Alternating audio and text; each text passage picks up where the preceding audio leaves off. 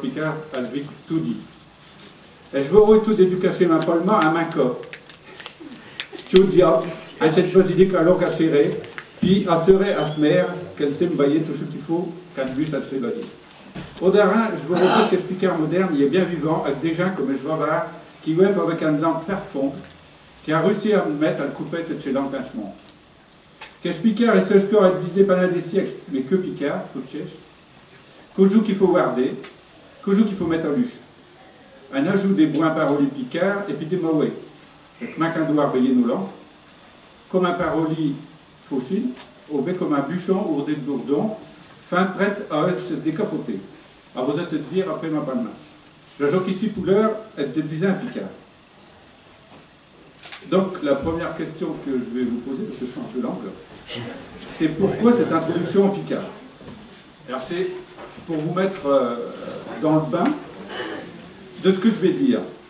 Tout d'abord, je vais vous donner la définition d'une langue, puisque je viens de vous parler dans une langue, et puis je vous parle dans une autre langue. Donc la définition, c'est celle du dictionnaire.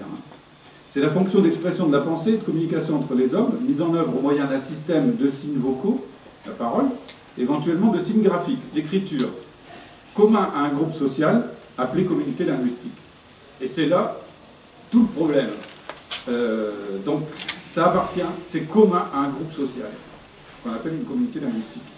Et donc le problème du Picard, est-ce que c'est un ensemble de langues, puisque des gens disent, et moi si je fais l'avocat du diable un petit peu là, disent qu'on ne se comprend pas entre les régions picardes, donc est-ce que c'est un groupe de langues différentes, ou est-ce que c'est une seule langue avec des variantes?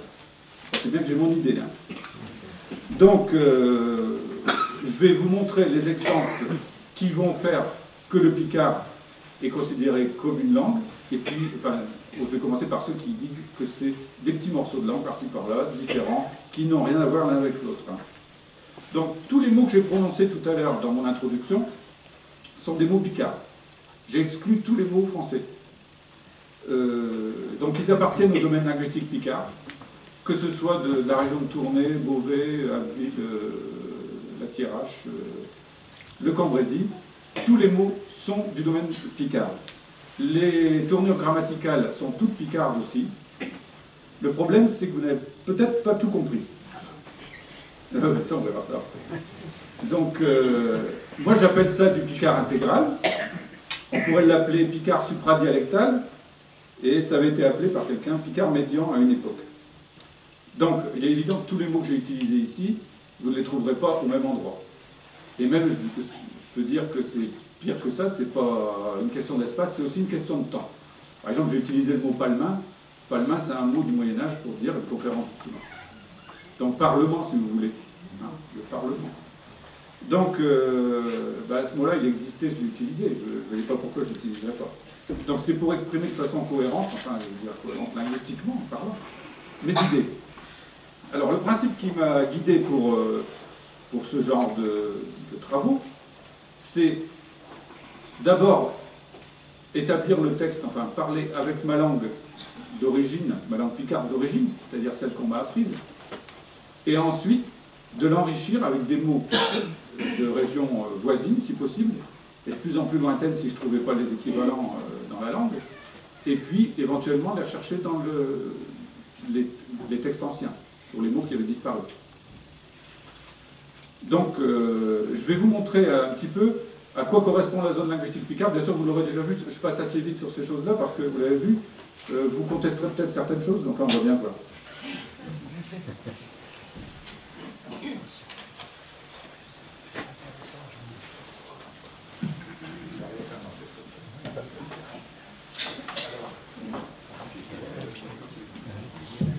J'ai allumé de départ.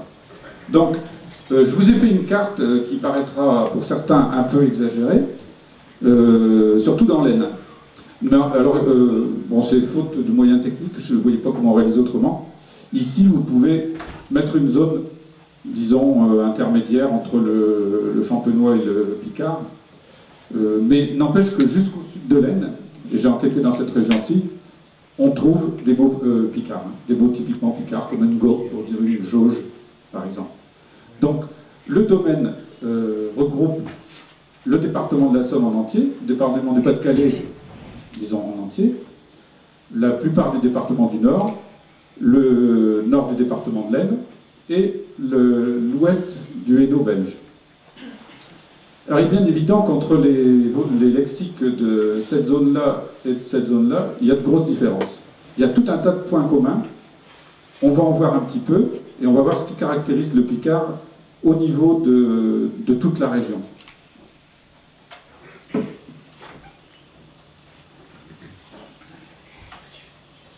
Alors je ne vais prendre que quelques exemples de ce qui caractérise le picard et qui est vraiment connu. Alors le plus spectaculaire, je pense, du point de vue des gens qui viennent de l'extérieur, c'est la conservation, le maintien, comme en normand, du son K latin. Par exemple, une vac, un K ou un ko selon les endroits, un léqué, un poc, le pec, le cache. Un camion, d'ailleurs le camion c'est un mot picard qui a été pris en français et qui a remplacé chamion. Et tout le monde, je pense, connaît cette petite comptine. Un K, un kien, un mouk, du branadbouk. Voilà. Donc là, il y a tout ce qu'il faut comme son K, un kien, un mouk, du branadbouk. Il faut continuer à le dire aux enfants, hein, parce qu'ils disent un gros mot, ils sont contents. Alors, la présence du son G, qui correspond au jeu français, hein. Un gambe, une jambe, un gat, une jatte, gan, pour dire jaune, un gaïole. En fait, le gaïole, c'est un maintien du corps, en réalité, mais disons que, comme on a jo là en français, on peut le mettre en face. Un guéniche pour une génisse, dans certains endroits.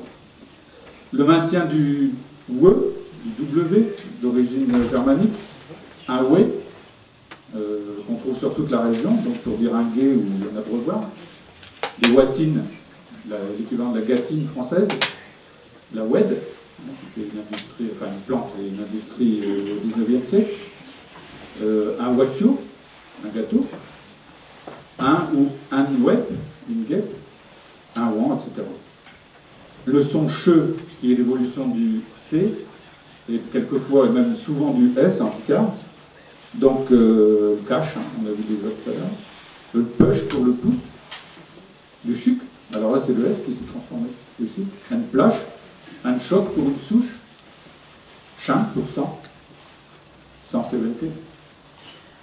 Le cas possessif avec l'absence de 2, on dira le carré de Zabio par exemple. Pourquoi on ne dira pas le carré de Zabio? La répétition systématique du sujet par un pronom.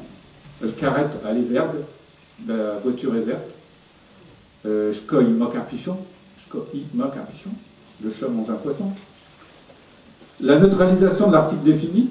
Alors ça, il y a des zones où on l'observe bien, d'autres zones où l'article ayant été supplanté par le démonstratif, on le ressent moins. Mais le taf et le cadeau, par exemple, la table et le fauteuil.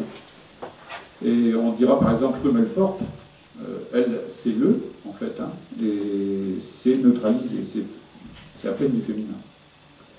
Le doublement du pronom complément, nous l'on lit, nous l'avons lu, donc nous l'avons lu en français, et là nous l'on lit, il y a deux fois le pronom. Inna ou inda, ou idda même, il y en a, hein, ou il en a, il y va, il y va. Donc on a redoublé le Y là, il y va. Alors je ne vais pas aller beaucoup plus loin dans les caractéristiques, il y en a encore beaucoup d'autres qu'on pourrait mettre, comme les métathèses du R, etc. Mais ce n'est pas le but ici. Hein. Le but, je voulais vous donner en gros ce qui caractérise quand même le picard en général. Alors, ce qui se pose comme question, est-ce que toutes ces caractéristiques du picard se retrouvent au même endroit? Ben non, pratiquement jamais. Sauf peut-être dans l'Artois, à quelques endroits où on pourra retrouver pratiquement tout ce qu'on a dit là, mais en général, il y a toujours quelque chose qui manque. Donc, est-ce que c'est parce que c'est pas du picard dans cette zone-là? Je pense pas. Est-ce que c'est parce que ça a disparu?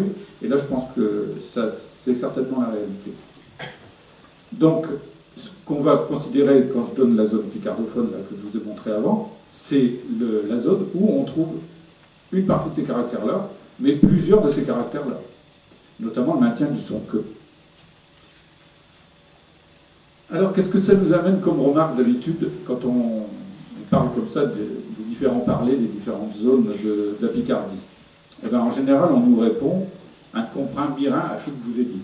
Donc, ça, c'est la première chose. Quand je vais dans un village, en général, si je parle avec le patois d'un village, même très proche, les gens diront qu'ils ne comprennent pas. Parce que je pense que c'est un peu mensonger, mais on n'aime que son parler de village et on n'aime pas celui d'à côté. Ben, ça, j'ai l'habitude. Je fais beaucoup d'enquêtes sur le terrain et à chaque fois, on a ça. Alors, je leur donne, en général, aux gens qui me disent ça, un exemple en français. Je vais vous lire une phrase en français où tous les mots sont français. Je pense qu'il y a certainement des gens très cultivés ici qui pourront traduire la phrase, mais elle est en français. Il faut la traduire en français courant.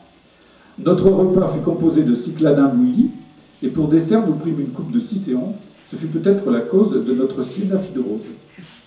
Donc il y a 3 mots là-dedans un peu compliqués, mais de ce fait, on n'a rien compris à la phrase. Donc c'est pour ça que je voulais dire, j'explique aux gens que c'est pas parce qu'il y a 3 mots qu'on ne comprend pas dans une phrase, sur une trentaine, une quarantaine de mots, qu'on ne comprend pas du tout. En fait, on a tout compris, sauf les mots qui étaient plus compliqués, qui sont différents. Donc en français, on peut trouver beaucoup de phrases comme ça. On n'a qu'à écouter la dictée de Pivot, en général, on ne comprend pas tout non plus. Enfin, moi, personnellement. Hein. Alors je pense qu'un même un Parisien moyen aurait du mal de comprendre la phrase que je viens de dire avant. Alors si ça vous intéresse, les cycladins, c'est des sortes de coques, hein, des coquillages. Donc des cycladins bouillis, hein, je dis. Donc, une coupe de cicéon, bon, c'était un dessert ancien à base de miel. Et puis la cyanéphrydrose, bon, on peut déjà deviner un peu le départ, hein, avec la racine. Donc c'est une maladie qui teint la peau en bleu. Hein. Alors, la grammaire, tout le monde l'a comprise là-dedans. Ben, on sait qu'il y en a bouilli quelque chose, mais on ne sait pas ce qu'on a bouilli. Donc c'est pareil pour le picard. Vous donnez un mot qui n'existe pas dans une phrase, et les gens disent qu'ils n'ont rien compris. Et ils n'ont effectivement rien compris. Donc c'est bien un exemple pour moi que simplement, disons, la connaissance spontanée, si je puis dire, de la langue, ne suffit pas à se comprendre. Alors je pense que toute langue doit subir un apprentissage, d'autant plus maintenant que les gens sont obligés de se déplacer.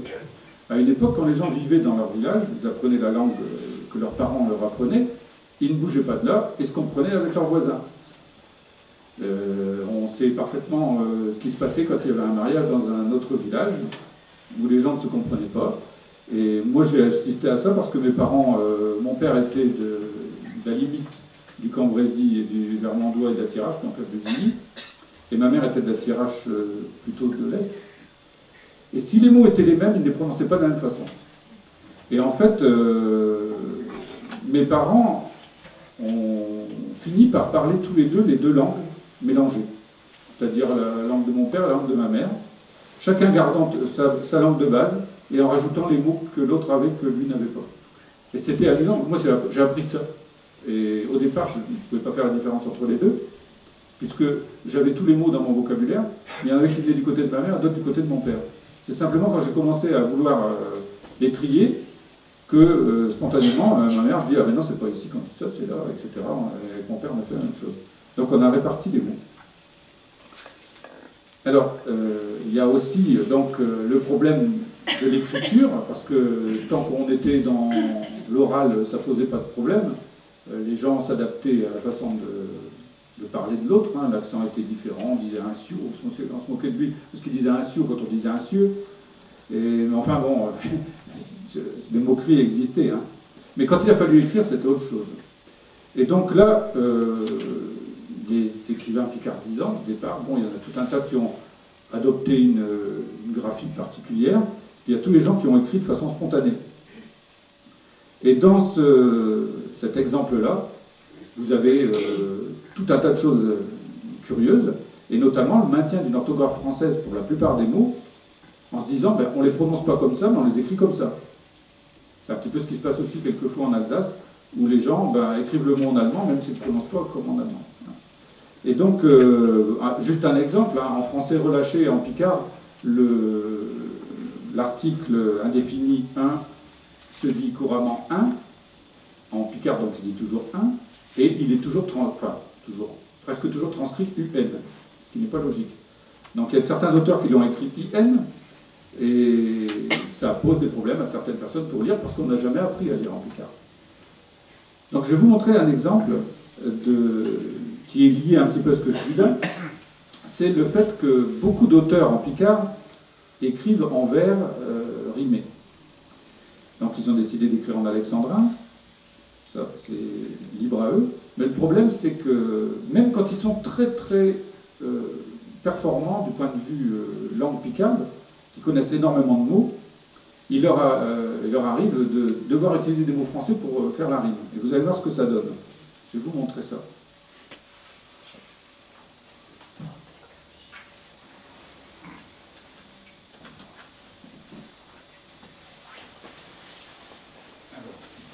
Je vais essayer de vous commenter ça. Alors c'est quelque chose qui est quand même très riche en picard, je vais vous le dire. Et v'là qui fait mes gens, qu'un acquère Saint-Potelin, un rosier de forain, enfin de forien, mais que de douche Saint-Imin, un cultive ce mémoire comme le gardinier le soir, au gardin donne à boire avec un arrosoir, arrosant nous rachim, il s'artire elles épines, nous vit, elle s'illumine, elle est pleine d'églantines. Bon. Alors j'ai mis des choses en bleu, mais j'en ai oublié en bleu. Hein. Bon. Alors je vais d'abord parler de la langue en elle-même, il y a beaucoup de mots, hein. Donc il y a quand même beaucoup de picard dedans, c'est essentiellement picard. 90% c'est picard. Il y a des choses très intéressantes. Hein. Saint-Imin par exemple, celui-là je l'ai vraiment beaucoup aimé, puisque bon, c'est l'odeur, le parfum. Hein. Gardinier, gardin, les rachines, bon tout ça c'est très bien. Le problème, c'est que pour faire rimer, alors il y a quand même quelques points de grammaire, on va les voir après. Pour faire rimer, Saint-Imin, il a mis Patelin. Bon, Patelin, ça c'est pas encore le pire, parce que c'est de l'argot. Du côté de Comines, en Belgique, on dit Patelan. Alors ça l'a transformé, ça lui donne un côté plus picard. Mais alors, là, le soir, dans ce coin-là, il y a au moins 5 façons de dire le soir. On dit Aubrun, Albrun, etc. Il y en a tout un tas. Donc ça vient de l'Artois. Hein. Moi, je ne critique pas hein, la personne qui a fait ça. Je dis simplement ce qu'amène le fait d'écrire en alexandrin, si on peut appeler un alexandrin. Arrosoir, dans ce coin-là, on dit arrougeau. Un arrougeau. Les épines, on dit épine ou épine, dans ce coin-là. Hein, je parle de la région où c'est écrit, donc. Hein. Et des églantines, c'est des rosetberquiers. Donc, on ne devrait pas mettre ça. Alors, trois autres choses qui m'ont choqué. Che. Alors, pourquoi il n'a pas mis chou, alors que dans tout le reste de ce texte, il met chou dans ce cas-là. Et bien là, chou qui fait mes gens qu'un acquère Saint-Potelin. C'est chou, hein, c'est pas ch qui fait. Donc, il n'a pas mis chou là parce que ça faisait 13 pieds. Là, il a mis rien. Bon, je ne sais pas pourquoi, mais enfin, bon, d'habitude, il écrit rien. Hein, c'est peut-être une faute de frappe. Hein. Et alors, c'est ici aussi qu'il y a encore quelque chose qui rajouterait un pied. Hein. C'est mais que des douches Saint-Imin. En picard, on ne dit pas que douche Saint-Imin, on dira que des douches Saint-Imin. Voilà, c'était juste un petit exemple comme ça, pour vous dire comment on en arrive à avoir une langue appauvrie, alors que l'auteur, je le connais, je sais comment il écrit, tout le vocabulaire qu'il connaît, mais là, il avait besoin de ça. Et je vous dis, c'est juste un petit extrait, hein, là, il y en avait 60 divers, et c'était la même proportion de rimes à la fin. C'était pratiquement toujours des mots français. Et là, c'est quand même une chose qui me dérange. Il l'aurait écrite en prose, cette chose-là, ça aurait été plus poétique qu'écrit en vers, je trouve. Enfin, c'est mon idée. Hein.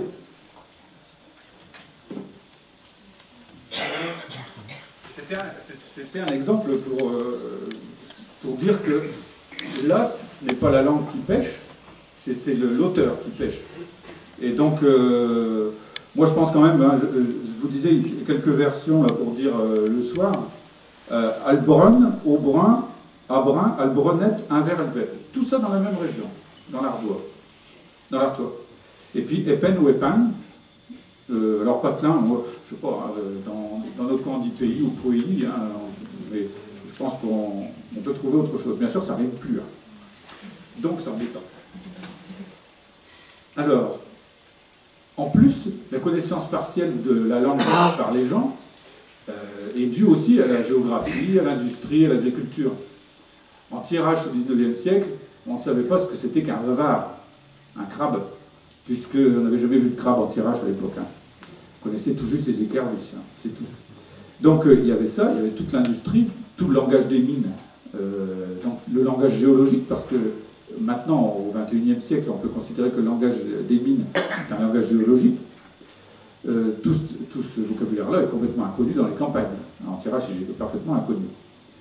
Alors, on m'a fait remarquer, lorsque j'ai commencé à rédiger le dictionnaire, que, en fait, bon, j'ai 32 000 mots pour les lettres ABC, mais que là-dedans, il y avait énormément de synonymes.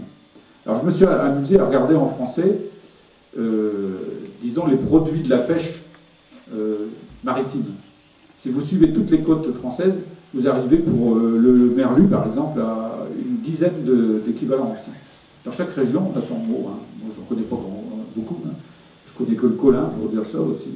Mais à d'autres endroits, le colin, c'est le lieu noir. Donc, c'est pas le même. Donc, vous voyez, on ne sait pas. On a exactement le même phénomène en Picard. C'est très difficile de donner un nom de plante en Picard, sans risquer de se faire apostropher en disant « mais c'est pas ça qu'on appelle ça ». On appelle comme ça. Et je me souviens, donc, il y a Christian qui est là, qui m'a fait la remarque il y a 2 mois, qui me dit « ah ben non, c'est pas ça qu'on appelle, je sais plus ce que c'était comme plante. Hein. » Et là, il m'a fait la remarque, mais le problème, c'est que dans certains villages, on appelle une plante d'un nom, et le même nom désigne une autre plante dans le village à côté. Et là, c'est vrai que ça devient un casse-tête pour essayer de trouver un mot commun à toute la région. On n'arrive pas, hein, mais c'est pas utile. Pourquoi essayer de faire comme en français, imposer un mot commun pour tout, alors que chaque personne se débrouille très bien. Alors, je vais vous donner justement à cette occasion quelques exemples. Mais tout d'abord, je voudrais vous dire aussi une autre cause qui faisait qu'on n'a pas connu le vocabulaire de toute la région, c'est les mariages à l'intérieur des villages. J'ai étudié, du point de vue état civil, un village, et puis j'ai un ami qui a étudié un autre là, dans la région à la limite tirage vers Mondois, à Landifailly et Tenel, qui sont distants de 10 km à vol d'oiseau. À Landifailly, tous les gens de Landifailly qui vivent actuellement, enfin, les gens de souche, un peu les nouveaux qui sont arrivés au XXe siècle, mais les gens de souche descendent de 4 couples du XVIIe siècle. Dans 4 couples. Et ils ont façonné un langage qui est assez particulier, avec un roulement de R que je n'ai jamais entendu ailleurs qu'à Landifailly, très très rugueux. Et à Tenel c'est encore plus curieux. Tenel, le langage des gens de Tenel est incompris de tous les villages qui sont autour. C'est simplement du picard, mais avec une prononciation tellement spéciale que les gens disent que ce sont des gitans, et qui parlent gitan. Voilà. Tous les villages autour disent que ce sont des descendants de gitans. Mais non, en fait, ils parlent exactement picard les autres, mais avec un accent spécial. Alors, vous voyez un petit peu donc ce que fait le résultat qu'a fait ces mariages entre eux, comme ça crée des langues spéciales, sans compter tout ce que ça peut poser comme problème. Alors, il y a aussi quelque chose qui joue aussi un rôle, c'est à savoir si les choses qu'on nomme sont commercialisables ou pas commercialisables. Quand on veut vendre quelque chose, autant s'entendre sur le nom du produit. Hein, en général, il vaut mieux quand même. Si on vous vend une casserole et qu'en fait la casserole c'est un pot de chambre, il n'ira pas. Donc pour tout ce qui est commercial, et on va voir dans un exemple tout à l'heure, que tout ce qui est commercial amène un nom, disons, relativement commun, ou du moins compréhensible dans une grande partie de la région. En revanche, tout ce qui ne se vend pas, et je vais vous montrer un exemple, tout ce qui ne se vend pas peut avoir n'importe quel nom, et être quelquefois seulement le mot d'un village, ou même d'une rue. Donc je vais vous montrer là.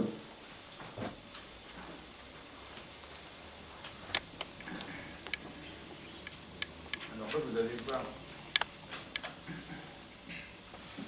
vous allez voir donc une étude que j'ai faite, et je n'ai pas fini, mais en plus là-dessus, je n'ai pas pu vous mettre tous les détails. Ça, c'est quelque chose qui désigne l'herbe à lapin, la grande berce, la berce spondyle. Alors, moi j'habite exactement dans un village qui est sur la ligne là. C'est-à-dire qu'à l'est du village, on dit des cornailles. À l'ouest, pas tout à fait à l'ouest, au milieu, on dit des patrouilles. Et dans la rue des protestants, parce qu'il y a une rue des protestants, ils disent des pattes d'œufs, des pattes d'oie. Donc on est juste à la limite entre les deux.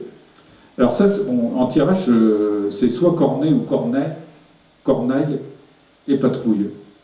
Et vous avez, à certains endroits, donc ici vous avez Vervins, juste à côté de Vervins, un petit îlot, on dit des panaches. Vous avez Saint-Michel en tirage qui est ici, on dit des pénaches. Vous avez un autre village au milieu du Kralard, là, où on dit aussi des panaches, c'est à Parfondeval. Et alors ce qui est amusant, c'est que ces trois endroits où on dit des panaches étaient habités, enfin les lieux dits où on parle du mot pénache ou panache, étaient habités par des protestants. Donc à mon avis, quand ils envoyaient leurs gosses chercher de l'herbe à lapin, ils leur disaient va chercher les pénaches, ou va faire des pénaches. Et puis, bon, c'était quelque chose qu'ils ne communiquaient jamais avec quelqu'un d'autre. On allait chercher de l'herbe à lapin pour soi, on ne la revendait pas, et puis on ne la donnait pas aux autres. Alors je donne un petit peu des exemples qu'il y a. Bon, ici, je n'ai pas mis tout ce qu'il y a dans la région de Tournai. Il y a des flattes de vaques, des tartes de vaques, etc. Il y a tout un tas de... Ce qui est amusant, c'est que le Pas-de-Calais et la Somme, du moins l'Ouest, ces régions-là, sont assez homogènes. Hein. Il n'y a pas beaucoup de mots, alors quelquefois c'est spécifié grand bibeux ou des choses comme ça, mais il n'y a pas vraiment de mots spéciaux. Ici, dans la région du Vermandois, on dit des chouelles, qu'on trouve pratiquement pareil dans le nord de l'Oise avec des chouines. Et ici, vous avez une petite zone avec des pieds de vaque. Alors cette zone des patrouilles, elle est assez grosse. Ce qui est bizarre, c'est qu'ici, on trouve des matrouilles. Alors, il y a toute une langue, si je puis dire, langue de Beul. Et puis, dans cette zone-là, ça passe de cornu à licorne, et quelquefois cornaille aussi. J'en ai trouvé aussi, dans cette zone-là, en Belgique. Et tout l'Avesnois, pratiquement, sauf le sud, appelle ça des chus ou des chures. Et en fait, quand on discute avec les gens, c'est pratiquement le même mot que pour le CU dans la région, le sureau. Alors, c'est pas pourquoi, ça ressemble pas du tout.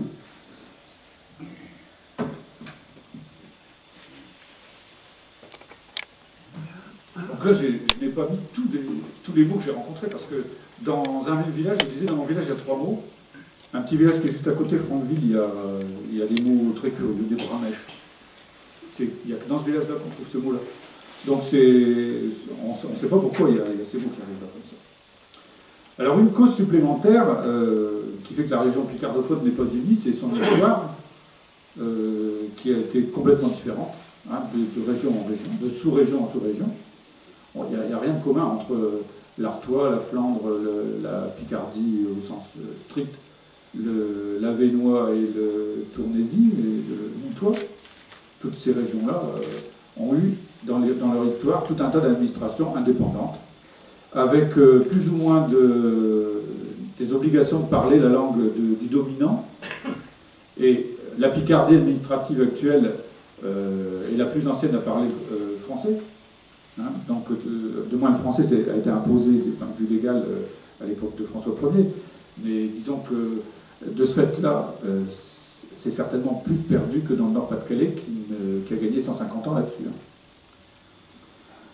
Mon expérience des études in situ du vocabulaire m'a fait constater qu'il y a, enfin dans les villages que j'ai étudiés dans l'Aisne, le Nord, et bon, j'ai étudié un village dans la Somme, là, on attend de publier le livre, il est prêt, entre 800 et 3500 mots par village. Actuellement, hein, c'est-à-dire fin du XXe siècle, enfin, c'est le siècle dernier si vous voulez. Donc il y a quand même pas mal de vocabulaire, 3500 mots, il y a quoi à se discuter avec ça. Bon, ce sont essentiellement des mots agricoles pour la région pour l'Aisne. Dans le nord, là où je travaillais, il y a beaucoup de mots aussi, mais c'est des mots des mines. Donc tous ces mots-là sont obsolètes, pour la plupart ne servent plus à rien, parce que tous les mots qu'on nous a donnés sont des mots avant la guerre de 40, quand les gens travaillaient à la main avec des chevaux, et que rien n'était mécanisé. On voit déjà dans les années 50 les premiers mots plus ou moins picards qui désignent les premières machines agricoles, hein, les botteleuses. Alors on disait, il y avait des mots pour dire ça dans certains endroits. Mais tout ça a disparu avec la modernisation, et au fur et à mesure de l'invention des nouveaux appareils agricoles, il n'y a pas eu de traduction, il n'y a pas eu de création de mots picards. Et on n'a même plus maintenant de création de mots français, alors c'est des mots américains maintenant. Donc on en est arrivé à un stade qu'il est difficile d'imaginer un mot picard pour désigner les nouvelles machines agricoles, les arracheuses de betteraves, par exemple. Et tout ça, ça a fait perdre, disons que jusqu'à la guerre de 40, vous avez donc une certaine homogénéité, tout le vocabulaire agricole qui est maintenu. Je vais vous donner tout un exemple là qui tend à montrer que certains mots sont conservés parce qu'ils ont encore l'usage ou un certain usage quelquefois transformé maintenant, et que les autres ont complètement disparu.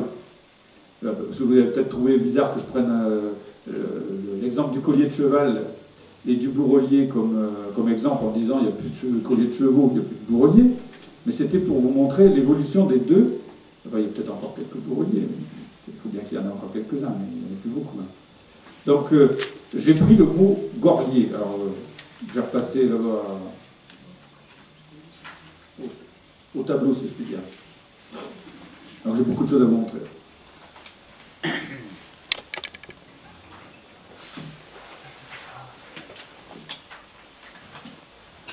remets le fond de la carte du Picard. J'essaie de vous juxtaposer l'autre dessus. Il y en a deux, trois, ça va arriver.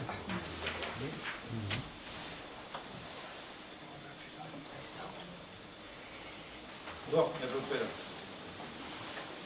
Alors vous avez la limite verte là. Il a la limite. Attendez, j'essaie de le centrer de ça pour qu'on puisse voir les deux qui sont en dessous.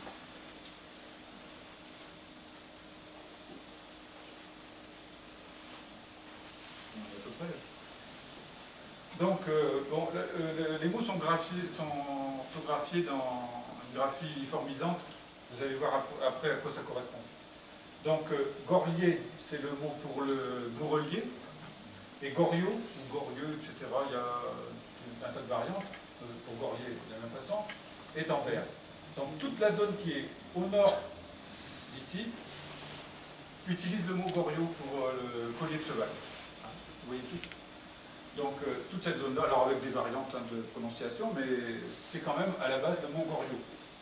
Toute la zone qui est au nord, ici. Alors, c'est pas exactement ce qu'il y a dans la classe linguistique Picard, parce que j'ai découvert dans ces régions-ci des mots anciens qui ne sont plus employés maintenant, mais qui étaient employés au XVIIe, XVIIIe siècle, qui correspondent au bourrelier, donc goorlier, etc., on va les voir après, mais qui ne sont pas, qui n'étaient plus Picard à l'époque des enquêtes de la classe linguistique.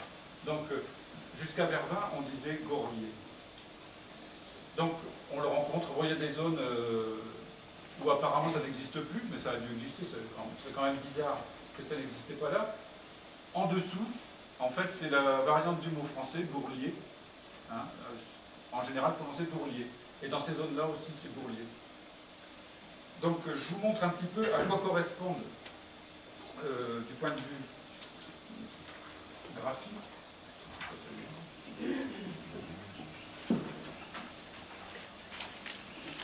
Voilà pourquoi je l'ai mis comme ça. Voilà. Bon, en plus, quand j'ai fait le transparent, j'ai oublié de frapper quelques mots, là, donc j'en ai d'autres. Donc la graphie uniformisante Gorlier veut réunir toutes ces graphies qui sont là, hein, pour n'en avoir qu'une. Alors vous voyez que pour l'essentiel, ce sont simplement des façons d'écrire qui sont différentes, et puis il y a quand même aussi des variantes de prononciation. Par exemple, entre Gorille, qu'on trouve à Venduil, à côté du Catelet, on pense que c'est la même chose que ça. Donc, hein, c'est simplement la façon de l'écrire qui n'est pas pareille. Là, vous voyez des graphies bizarres. On n'a jamais dit tout. Mais en fait, c'est peut-être pour représenter la fin de la prononciation goorlier, par exemple. C'est peut-être la même chose. Donc, tout ça, c'est le mot qui veut dire bourrelier. Alors, j'aurais pu commencer par goriot, mais comme il a moins disons, de dissémination géographique, j'ai préféré celui-là. À partir de la base qui a donné gorlier, goriot, etc., qui est une base qu'on peut faire remonter jusqu'à l'indo-européen, guer, qui voulait dire avaler, qu'on retrouve dans gargarisé, hein, le gar. Alors c'est quelque chose qui dépasse l'indo-européen, parce qu'on dit toujours que ça remonte à l'indo-européen, mais on trouve ça dans toutes les langues du Maghreb, aussi bien de l'arabe, le berbère, dans toutes les formes de berbère, on trouve le son rare, qui est en fait une onomatopée pour dire avaler, ou même l'inverse, hein, vomir. Donc, À partir de là, il y a tout un tas de mots qui sont déclinés de ces mots-là. Mais, donc je vais vous les montrer. Donc, dégorer, ça veut dire vomir, mais j'ai aussi rencontré dans le sens d'enlever le collier de cheval, hein, bon, comme dégorler. On voit bien que dégorer, dégorler, c'est la même chose. Hein. Simplement, il y a eu assimilation du L. Donc, se dégorer, se déshabiller. Dégorler, donc, enlever le collier du cheval, vomir. Dégoronner, qui n'a plus de goulot, c'est-à-dire une bouteille qui n'a plus de goulot. Ou alors un déburé, un dégoronné. Vous voyez tout de suite l'évolution du mot. Ou alors quelque chose qui est déchiré. C'est pour les mêmes endroits. Alors le verbe dégoronner, ouvrir une bouteille. Alors, il n'est pas obligatoirement obligé de la sabrer pour la dégoronner, mais simplement ouvrir la bouteille. Là vous allez mettre en loque déchiré. Et jusqu'à découdre, qui là n'est même plus un geste violent. Alors le golette, à mon avis, c'est la même origine, on pourrait dire gollerette, je ne sais pas. Hein. Le cou, la gorge. Remarquez que par rapport au français où il y a le son gueux derrière, là il y a gore, mais elle derrière. Hein, c'est pas exactement la même. Ça ne vient pas de gourguès en latin, par exemple. Gauleron, goulot de bouteille, c'est la même chose qu'on va voir goron en dessous, plus ancien certainement. Goré, à mon avis, c'est un dérivé de goron. Gorette, c'est une collerette, donc on voit bien que c'est au niveau du cou à chaque fois. Donc le goriot qu'on a déjà vu, et c'est aussi une grosse écharpe mal nouée. Alors, je vous ai mis ces exemples-là pour vous montrer que les mots, en disparaissant tout doucement, ou du moins le sens original, il n'y a plus de collier de cheval, et ben on en arrive à une super précision des mots. On arrive à des choses qui sont, à la limite, une grosse écharpe mal nouée. Vous vous rendez compte? On a l'occasion d'employer ça souvent. Ben voilà, c'était comme ça. Alors le gorion, bon, gorion, goron, gorlon, tout ça c'est la même chose. C'est le petit collier du collier de cheval. Alors la gorle est un but dans un jeu de billes. Un jeu de billes qui s'appelle, je crois, le jeu de billes, je crois. Donc le goron, alors synonyme de gorion, donc le licol ou faux collier, colleron, une cravate, et même un cache-col, un cache-nez. Goronnière, c'est la même chose, simplement un peu plus compliqué. Et alors, il y a les verbes qui sont intéressants. Un gorlet, qui veut dire mettre le collier du cheval, de harnacher. Serré au cou, acheter un gorlet. Hein, donc, des choses comme ça. Puis alors, disons, au niveau abstrait, accepter, admettre, je n'ai pas encore un gorlet, celle-là. Hein. Alors, l'ingorlure, le harnachement, ça au sens propre. L'accoutrement, regardez comme l'ingorlure de ce mec-là. Et puis l'empoignade, alors ça, l'empoignade, c'est de l'attraper comme ça, voilà. Et ringorler, alors celui-là, je l'aime bien. Réajuster son col, renouer, refermer l'écharpe. Hein, il est en train de se ringorler. Voilà. Donc, je vous montre ça maintenant. Donc, ces mots-là, vous voyez tous les sens qu'il y a, on ne les rencontre jamais au même endroit. Enfin, du moins, on les rencontre à certains endroits, et je vais vous montrer maintenant comment on les rencontre. Vous m'avez entendu quand même, je parlais sans micro. Moi, je continue sans micro. Voilà, là je vais vous mettre quelques exemples. Alors c'est vraiment pas... Alors j'ai mis des couleurs différentes par département. J'espère que je ne me suis pas trompé, certains que je ne sais pas comment faire. S'il y a des gens de ces villages-là, vous ne fâchez pas. Donc j'ai mis les mots qu'on rencontrait à la fois. Vous avez vu tout à l'heure toute une zone où il y avait Goriot, Gorlier. Donc en général, je suis parvenu sur tous les villages où il n'y avait que Gorlier ou que Goriot. Donc dans le Vimeux, vous avez ces deux mots-là qui subsistent. Alors, bon, ça, tout ça c'est dans la Somme, hein, donc ça c'est plus au sud. Donc une gorette pour une collerette. Je vous les ai mis dans la graphie des auteurs, ici, alors qu'avant j'avais utilisé une graphie personnelle. Donc ici le gorlier, dégoronner, ouvrir une bouteille. Vous voyez les variantes pour gorlier, hein, à chaque fois. Donc, bon, ici on a au maximum 3 mots dérivés de gore. Vous voyez? Ici, goron, gorier, dégoronné. Puis après, non. Vous en avez un ou deux. À eux, dans le Seine-Maritime, vous avez un seul mot. Et en revanche, plus on va vers le nord, alors vous avez vu la carte tout à l'heure, je vais vous la montrer après. Vous aviez le mot gorlier qui descendait beaucoup plus au sud que le mot goriot. Le goriot ayant disparu avant le gorlier. Donc, dans la population de la fin du XXe siècle, qu'on a étudié, le mot gorlier était encore bien connu, mais le mot gorio, faute d'exister encore, n'était plus connu. Et plus on va au nord, on voit que les mots se sont maintenus vers le nord. Et donc à Tournai, on a le collier, on a le bourrelier, on a cette petite broche du jeu de bidou, donc un jeu de billes, c'est le but si vous voulez, donc c'est aussi quelque chose qui fait comme un collier, quoi. Gorlet et un gorlet pour harnacher, des gorlets enlever le collier du cheval plus vomir, et un gorlet étranglé.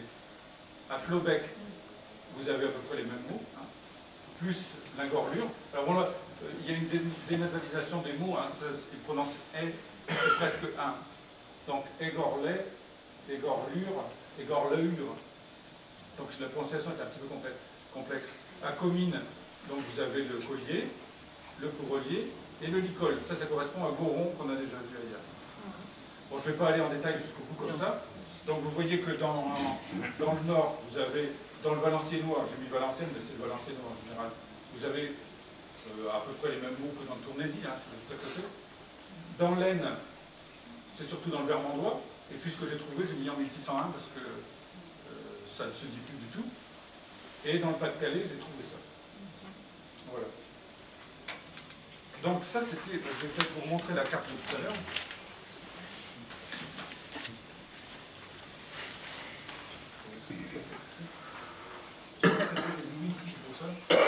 Voilà, donc cette carte-là, qui vous montrait donc que ce mot qui a été utilisé donc plus longtemps, à une zone d'expansion beaucoup plus grande que celle de Goriot, qui est en régression en fait. Hein. Il est presque certain que si on analysait les minutes notariales du 19e siècle dans cette zone-là, on trouverait aussi le mot Goriot dans les inventaires des fermes.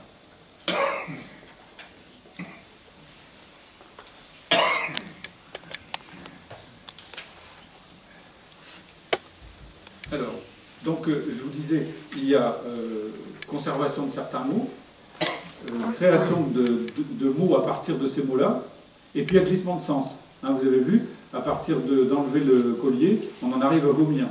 C'est vrai que c'est le même mouvement, hein, dégorler, dégorer, etc.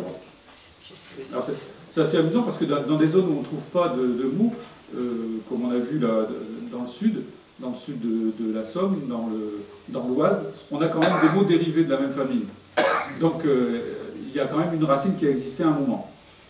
L'exemple que je vous ai donné, là, n'est pas un exemple uniquement picard, parce qu'en wallon, on dit un goria, hein, pour dire un collier de cheval.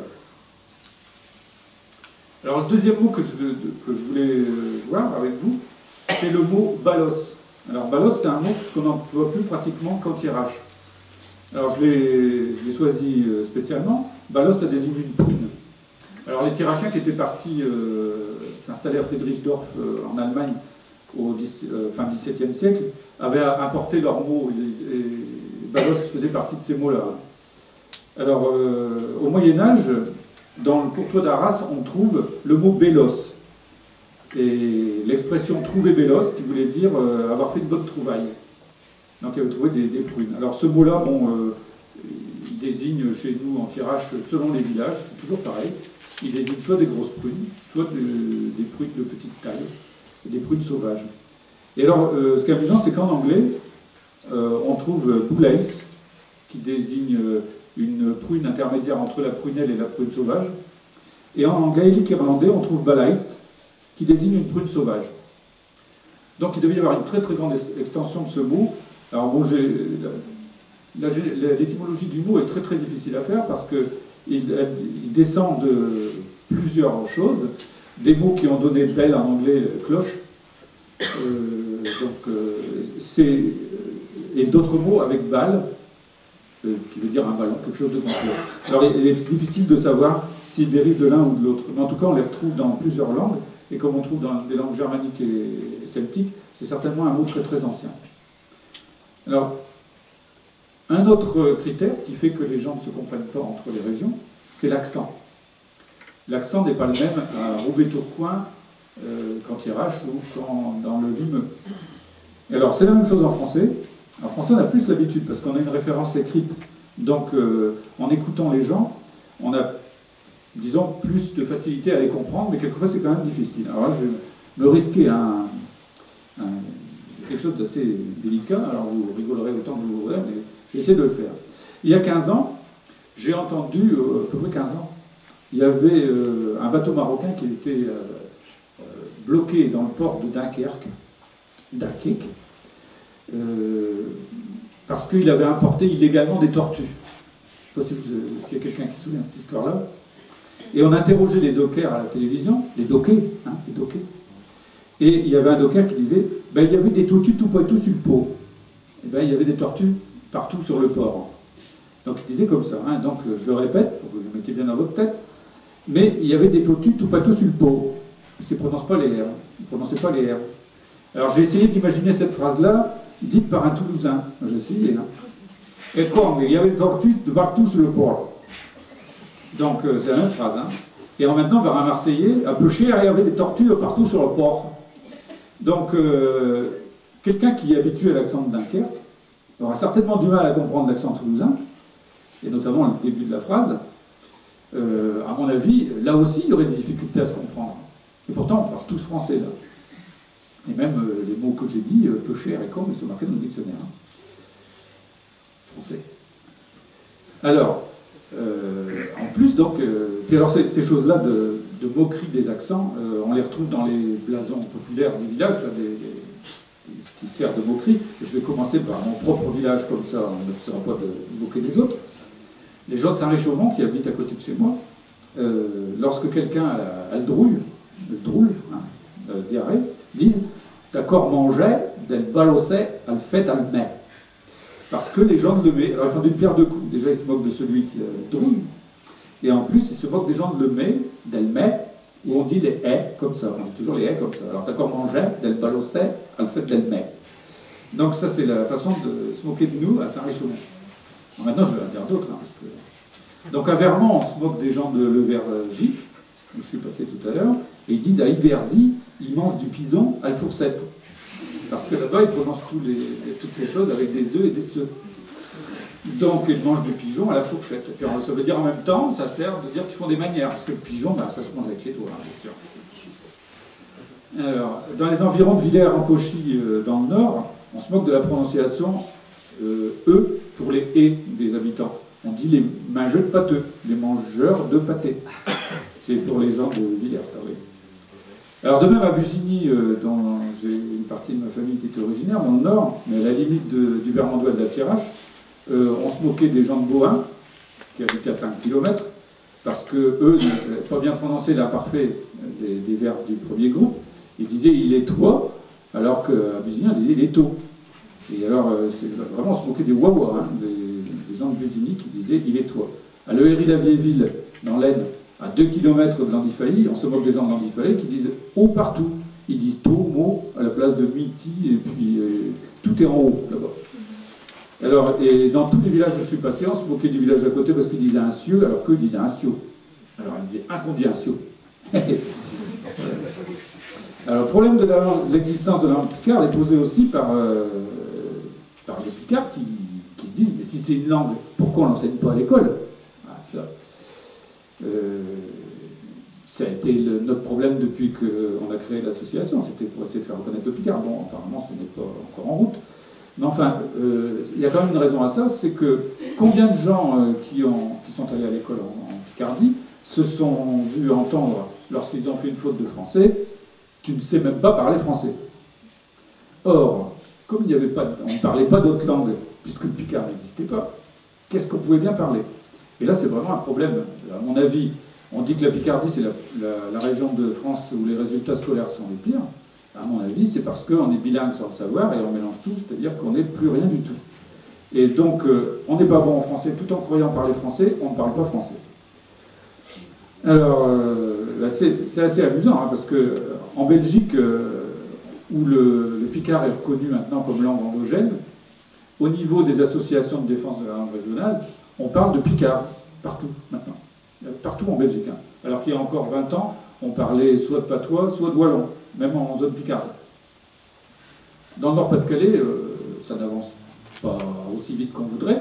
Il y a quand même beaucoup de gens qui utilisent maintenant le mot picard. Alors c'est amusant, parce que vous avez la Belgique en haut qui dit picard, la Picardie qui dit Picard, et entre deux, vous avez une zone où on a beaucoup de mal à faire passer le mot Picard, qui vient quand même, qui gagne, heureusement. Et on a le ch'ti, le ch'timi, hein, on a le rouchi, on a... Et le patois, hein, quand même, ça reste, le mot patois, ça reste beaucoup. Hein.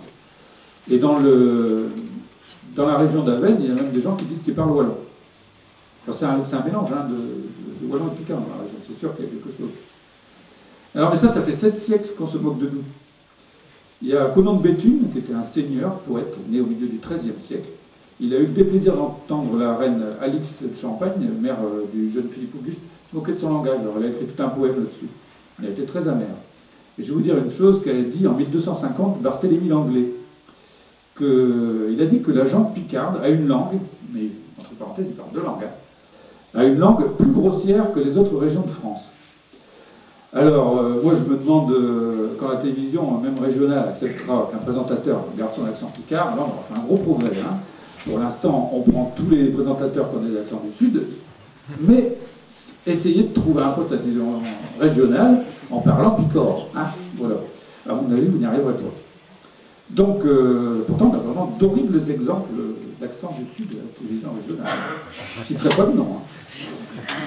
Alors, notons aussi que Roger Bacon, hein, ne pas dire Bacon surtout, hein, qui vivait au XIIIe siècle aussi, considérait les langues romanes, français, italien, espagnol, comme 3 dialectes de la langue latine. Ouais. Donc tout est relatif. Hein. Alors, combien de fois a-t-on entendu que le picard n'était qu'une déformation du français aussi? Alors ça, c'est encore bien vivant aussi, cette histoire-là.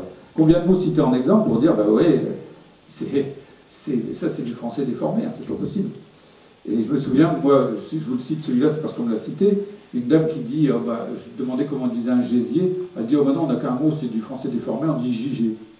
Du gigé. Et alors elle dit, c'est parce qu'on ne prononce pas bien ici. Et en fait, en latin, gigeria, c'est les entrailles, hein, c'est le gésier. Donc, même si ça ne se prononçait pas comme ça en latin, c'est bien avec la même lettre, gigeria, donc gigé est plus proche. Après, vous avez le mot pouillu, du pouillu pour dire du thym, du serpolet. Hein, je ne sais pas si vous connaissez. Ce que Ducrot appelle la farigouletta. Et donc, le serpolet, on dit du pouillu, nous. Hein, donc, donc, ça vient du latin serpulum. En français, on a pris dans la bête entière, hein, serpulum. Nous, on a gardé que le pouillu, la fin. Donc, ça n'est plus court à dire. Alors, il faut aussi se garder de voir dans le picard une langue qui résulte d'une évolution de l'espagnol, parce qu'il y a des noms qui se terminent par EZ. Là, c'est pareil, j'ai eu des exemples assez rigolos. Hein. Des gens dans ma région qui s'appellent Ouattremé, Oualmé, etc., qui étaient persuadés d'avoir des ancêtres espagnols. J'en citerai pas d'autres qui se sentiraient visés, mais j'en connais d'autres qui croyaient ça aussi. Alors, passons pour Martinez. Hein, Martinez, on dira, d'accord. Alors, dans le même genre disons, pas d'absurdité, mais disons de choses qui font qu'on n'a pas confiance dans la langue. Il y a les Allemands, pendant la guerre de 14, dans le journal La Gazette des Ardennes, qui était diffusé dans toute la zone occupée, ont fait une étude en 1915, qui est vraiment une étude très scientifique, où ils ont alimenté leur légitimité à annexer notre région en trouvant des mots qui étaient typiquement allemands. Et je me souviens, en ayant feuilleté le journal, d'avoir trouvé le mot coupette, qui veut dire en tirage la cime d'un arbre. Hein. On dit couplet, coupé, selon les régions. Hein. Donc en tirage, on dit coupette, et pour eux, c'est exactement la transcription de Kopf, hein, la cime aussi, en oubliant de dire que les deux dérivaient du latin, hein, coupa. Hein. Donc, ça, la désinformation, elle s'est faite à tous les niveaux. Et alors, une question qu'on me pose souvent, mais comment doit-on dire en vrai? Ça, c'est la question qu'on me pose. Ça, c'est certainement un héritage de l'école, hein, l'école obligatoire. Et ben, il y avait une bonne façon de parler, puis une mauvaise façon de parler. Alors, les gens, quand on fait les enquêtes sur place, ben, ils se disent, ben, je ne sais pas si c'est bien comme ça qu'on doit dire. Hein, c'est pas sûr. Hein.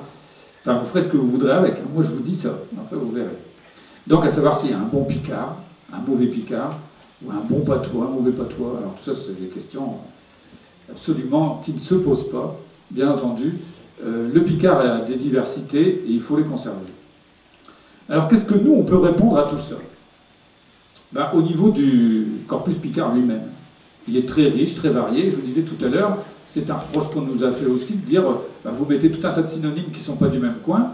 Et moi, je vous dis, les noms de poissons de l'Atlantique, de la Méditerranée, même quand c'est les mêmes poissons, et même tout le long de la côte atlantique, en français, ne sont pas les mêmes. Donc c'est quelque chose qui ne tient pas. Néanmoins, quand on veut se communiquer entre divers sous-régions picardes, il faut essayer de trouver les points les plus communs. Hein. Il faut quand même avoir un minimum de mots pour pouvoir se communiquer. Alors, on n'est pas obligé, à mon avis, de plonger dans les langues étrangères pour créer, disons, pour communiquer. C'est-à-dire que la chose la plus facile, c'est sûr que pour nous, lorsqu'on n'a pas le mot picard, on met un mot français à la place. Hein, ce que font les Alsaciens, ce que font toutes les langues régionales en France. Donc, en breton aussi, hein, donc vous entendez des mots français partout. Hein. En arabe algérien aussi, d'ailleurs. Donc, on n'est pas obligé de mettre ces mots français. On peut très bien prendre un mot. Ça, je veux dire, quand on veut faire la littérature, quand on veut parler, on utilise ce qu'on a. Mais quand on veut faire la littérature en picard, à mon avis, on commence par sa base personnelle, donc de la région où on est, et à partir de là, qu'est-ce qui empêche d'ajouter un autre mot picard, puisqu'il est picard aussi, et si on écrit en picard. Alors, en français, vous verrez, on ne se fatigue plus maintenant. Hein. On prend des mots anglo-saxons tels quels, on ne les francise même pas. Donc je pense que on a fait un peu la même chose avant, mais avec la seule différence, c'est que le picard n'ayant jamais été enseigné, on ne peut pas obliger les gens à dire bah, écoutez, vous devez dire comme ça, parce qu'ils n'ont jamais appris. Alors, je prends un exemple qui date de la fin du XXe siècle, enfin de la deuxième moitié du XXe siècle, juste après la Deuxième Guerre mondiale, donc où a été introduit en France un produit aussi inutile que nuisible, je parle de chewing gum, et que le français a aussitôt traduit en gomme à mâcher, avec le succès qu'on connaît. En revanche, en picard, il y a eu un mot qui a été inventé. On pense que c'est du côté belge, je ne sais pas exactement, enfin qui c'est quand même bien généralisé, c'est le mac-mac. Et alors, le mac-mac, il a quand même un avantage par rapport aux autres mots comme chewing gum et tout ça, c'est qu'il décrit bien l'action de la chose. Maquer, voulant dire manger plus ou moins salement, je trouve que mac-mac, c'était vraiment extraordinaire. Alors vous imaginez si France 3 Picardie, enfin ça s'appelle plus comme ça, hein, si France 3 Picardie, ça s'appelle comme ça. Le Picardie. Et ça c'est la radio, non mais la télévision. Ouais, avant ça s'appelait France Région Picardie. Voilà. Maintenant il n'y a plus de région dedans. Hein. C'est France 3 Picardie. Imaginez-vous que c'est France 3 Picardie, puis France Bleu Picardie, sans E à bleu, j'ai remarqué. Je ne sais pas pourquoi. Diffuser du picard.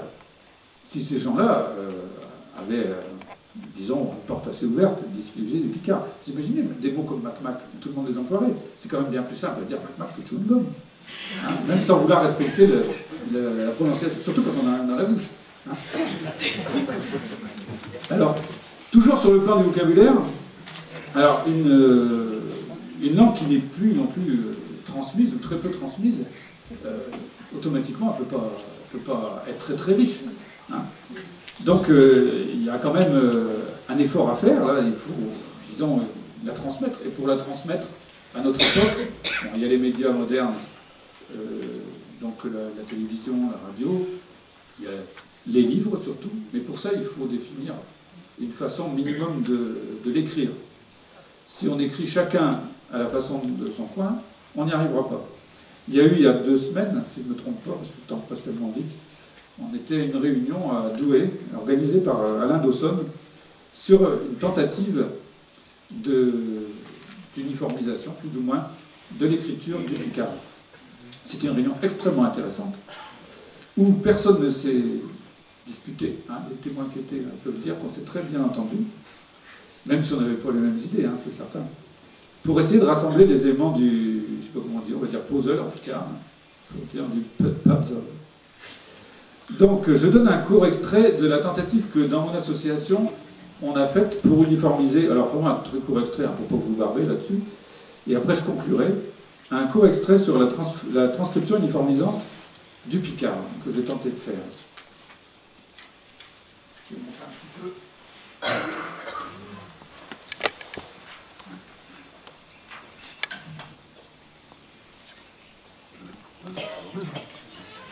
Alors, vous voyez, non? C'est un peu petit, hein, enfin bon.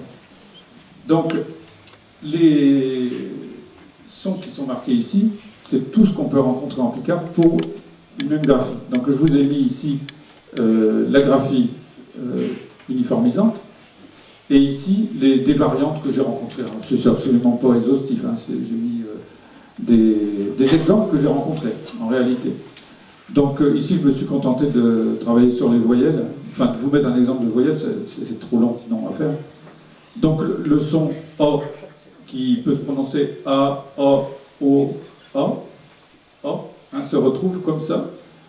Celui-ci qui permet de transcrire R-sac, R-sac, R-sac, R-sac. D'ailleurs, j'ai oublié en phonétique le O ouvert de tourner. Il y a AR, R, et R.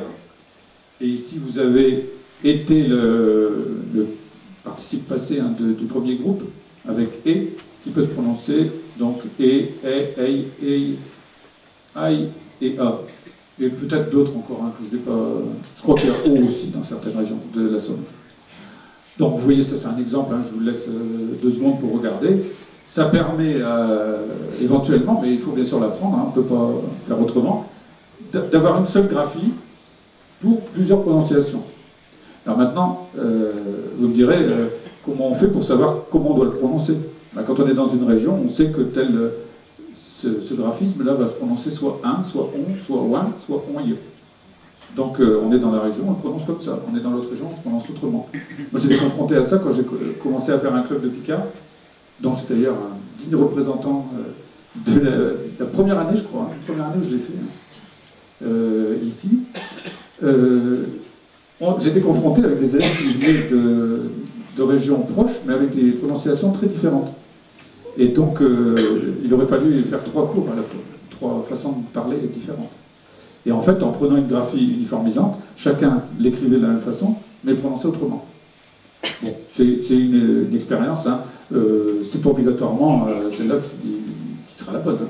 Mais c'est une tentative.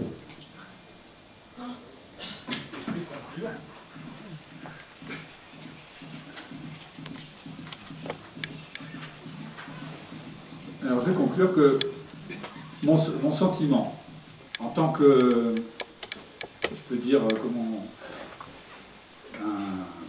un enfant d'un presque cambrésien, presque vermandois et d'une tirachienne, donc